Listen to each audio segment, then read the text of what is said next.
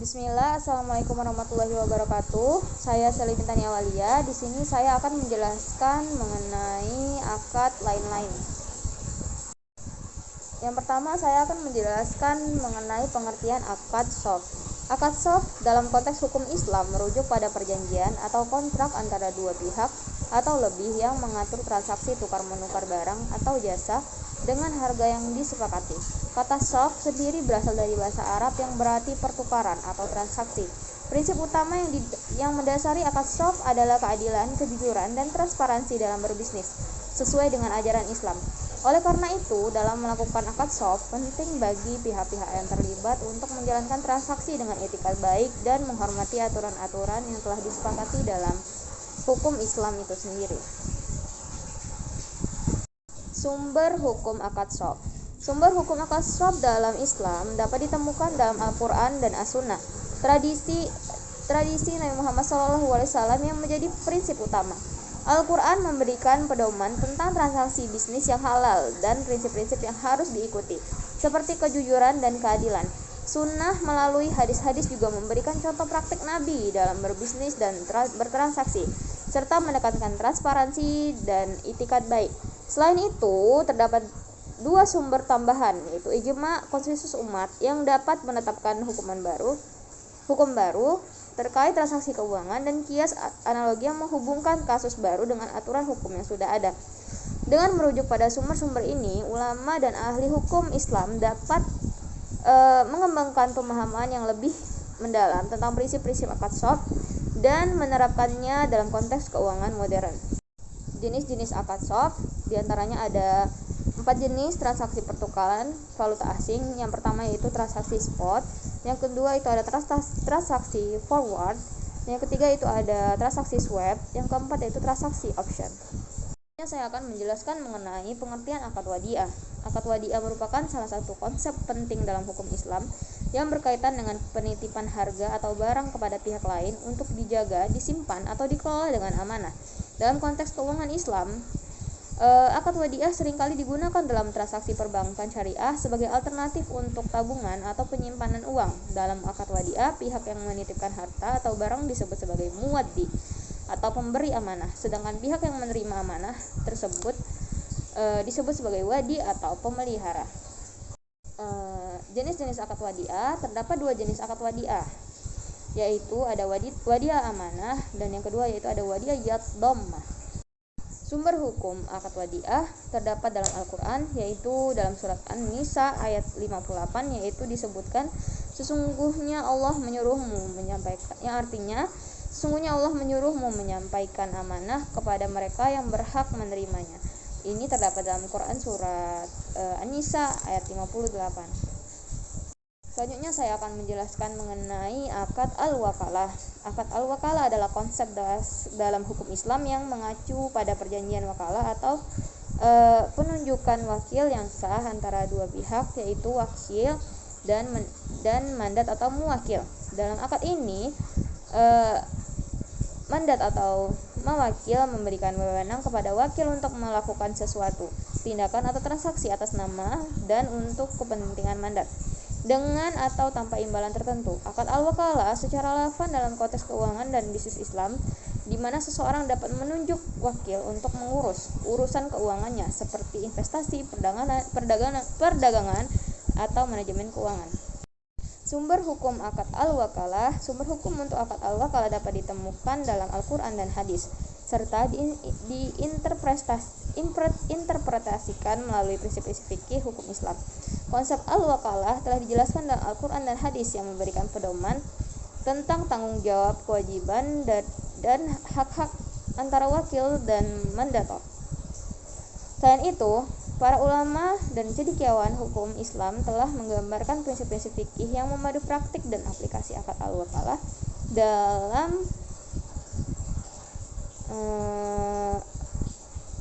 dalam berbagai aspek kehidupan, termasuk dalam konteks keuangan dan bisnis syariah. Pengertian akad al-kafalah. Pengertian akad al-kafalah adalah konsep dalam hukum Islam yang mengacu pada perjanjian jaminan di mana seorang pihak atau kafil menjamin untuk memenuhi kewajiban atau tanggung jawab yang dimiliki oleh pihak lain atau ma'ful anhu jika pihak tersebut tidak mampu memenuhinya. Dalam akad al-kafalah, kafil bertindak sebagai penjamin atau keamanan bagi pihak lain, sehingga memberikan jaminan bahwa kewajiban atau tanggung jawab tersebut akan dipenuhi jika pihak lain tidak dapat melakukannya.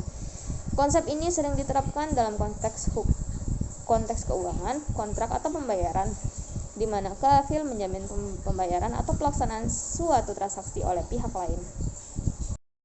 Sumber hukum akad al-kafalah. Sumber hukum akad al-kafalah dapat ditemukan dalam Al-Quran, hadis, prinsip-prinsip fikih hukum Islam, serta interpretasi pada para ulama dan pakar hukum Islam.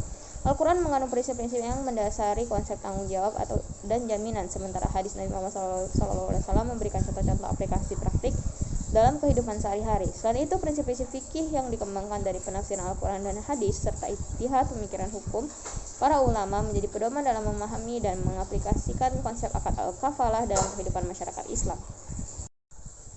Pengertian qardul hasan. Qardul hasan adalah pinjaman tanpa dikenakan biaya, hanya wajib membayar sebesar pokok utangnya.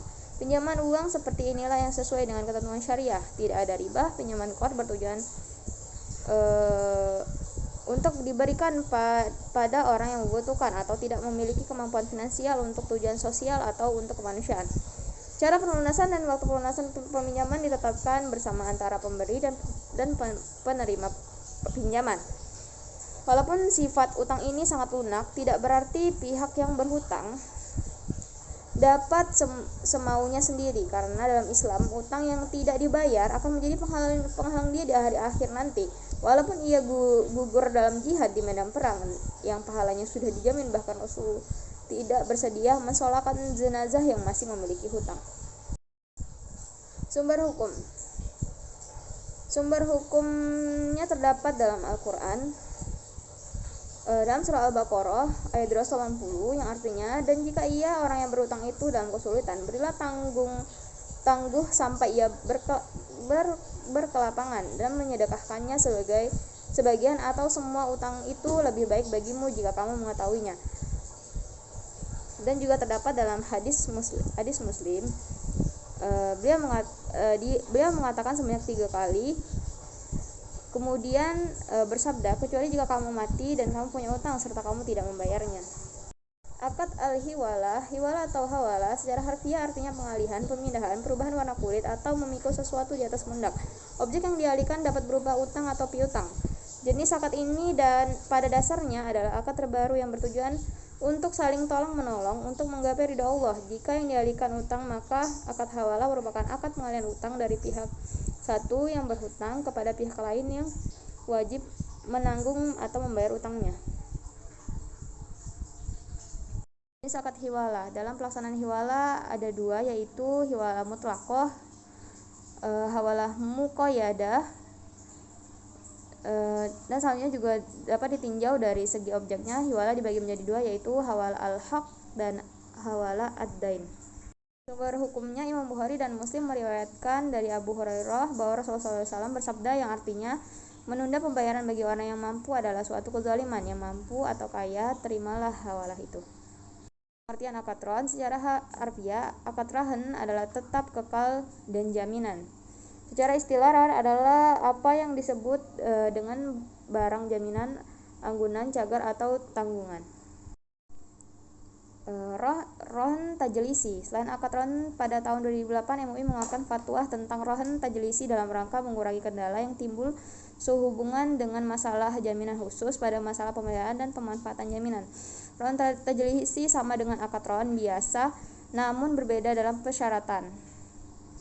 Adapun syarat rahn tajlisi agar sesuai dengan syariah Islam adalah sebagai berikut, yaitu biaya pembayaran harus ditanggung oleh pihak yang menggadaikan, namun besarnya biaya tidak boleh dihubungkan dengan besar pembiayaan.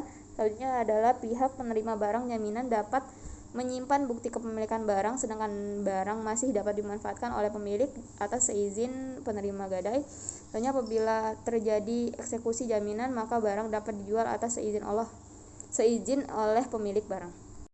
Sumber hukum. Jika kamu dalam perjalanan dan bermuamalah tidak secara tunai, sedang kamu tidak memperoleh seseorang tertulis, maka hendaklah ada barang tanggung yang dipegang oleh yang berpiutang.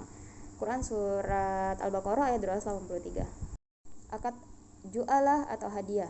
Ju'alah berasal dari kata ja'alah yang memiliki banyak arti.